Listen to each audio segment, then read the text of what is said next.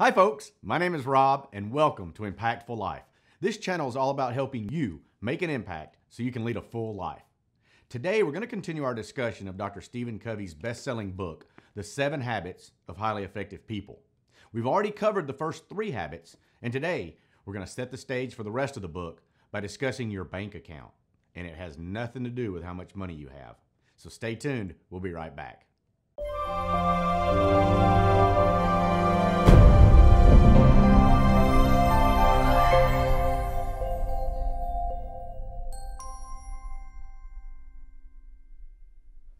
Welcome back. Now let's make an impact. If you've been following along with this series, you know we've covered the first 3 of the 7 habits of highly effective people, which are be proactive, begin with the end in mind, and put first things first. Each of these habits deal with personal independence, or what Dr. Covey calls private victory. According to him, we must work on ourselves first before we can ever hope to be effective in dealing with other people. Once we're able to build a foundation of personal effectiveness, however, then we're ready to move towards interdependence, or what he refers to as public victory. Now, it's important to keep in mind that you can't skip past the private victory habits and jump right into focusing on a public victory. Dr. Covey says you can't be successful with other people if you haven't paid the price of success with yourself first. So if you haven't been following this series, I strongly suggest you go back and start at the beginning so that what I'm about to tell you will make more sense. We've numbered all of the videos in this series and we placed them in a separate playlist to make it easier for those of you who want to watch them in sequence. Now, obviously, you don't have to, but if you try to work on your interactions and relationships with others without developing the first 3 habits, you're going to find it very challenging. Dr. Covey points out that self-mastery and self-discipline form the foundation for good relationships with others.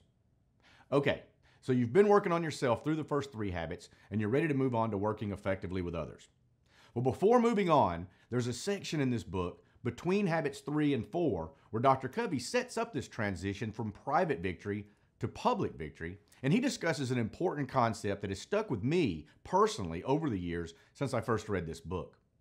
That concept is your emotional bank account.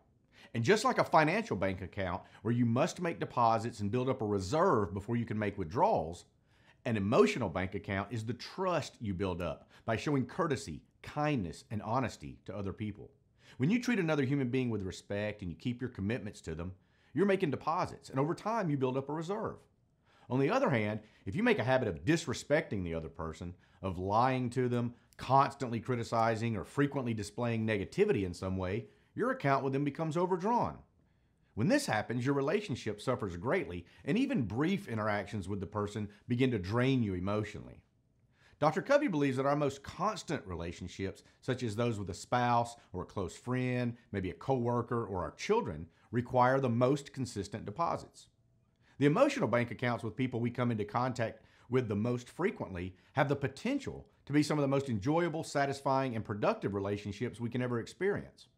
As I'm sure you're aware, they can also be the most frustrating. He shares 6 major deposits that we can make to build up our reserves. Things like really trying to understand the other person, paying attention to the little things like kindness and courtesy, and keeping our commitments. Showing personal integrity, such as being loyal to another person when they're not present, that's a big one. How many times a day do you interact with people who are talking about somebody behind their back? Gossip and rumors are major withdrawals from the emotional bank account. And if you make a habit of doing this, those folks will wonder what you're saying about them behind their back. Have you ever said something to someone and you almost immediately regretted it? Of course, we all have, right? Unfortunately, we can't catch those words once they come out of our mouth and put them back in. When it comes to withdrawals from the emotional bank account, there's no takebacks, there's no do-overs.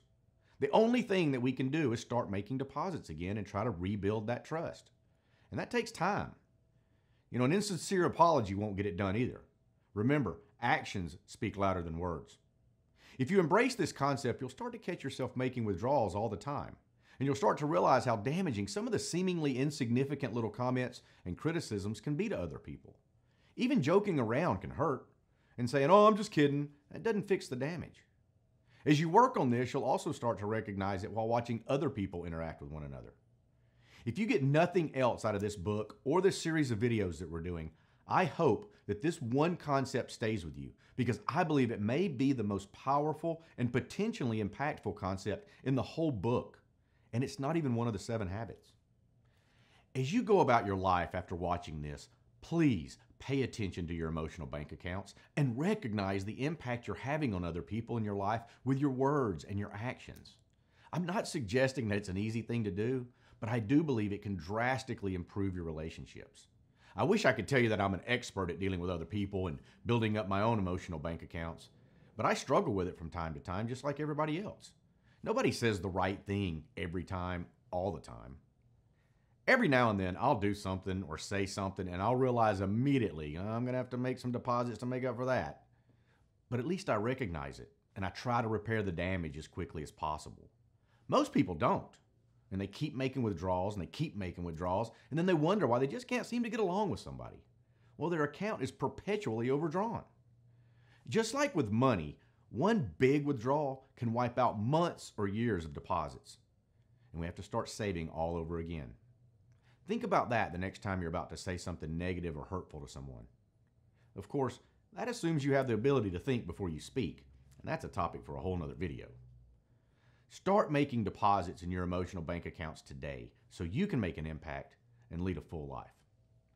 Let me know what you think about this concept in the comments section. I would love to know if there's anything that you do on a consistent basis to build up your emotional bank accounts. Just remember, if you're a hater and you make negative comments, well, that's a withdrawal. So you're going to owe me some deposits, and you can start paying me back on the next video when we discuss a quote related to this concept. So that's it for this week's video. Thank you for taking the time to watch this, and if you like what we're doing here, please give us a thumbs up. You can also click that little red button below to become a subscriber, and that little bell next to it, which allows you to be notified every time a new video goes live. Also, don't forget to follow us on social media, and if you'd like to make an impact on someone else, you can share this video to your social media accounts by clicking the share button below. Finally, be sure to visit our website where you can subscribe to our blog and sign up for our IMPACTfull email list. All of those links will be in the description below. I'll see you next time. Thanks again for watching. Now go make an impact.